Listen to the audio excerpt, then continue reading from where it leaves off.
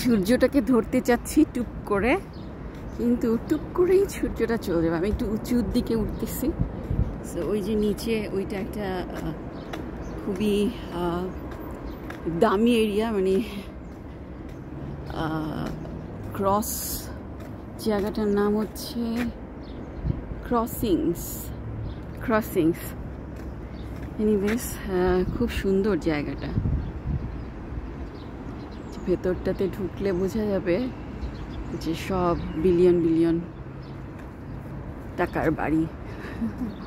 So এই যে হচ্ছে সূর্যটা চলে যাচ্ছে চুপছাপ করে। যাওয়ার আগে একটু আগুন ঝরানো, সূর্য তার আগুন দেখাচ্ছে।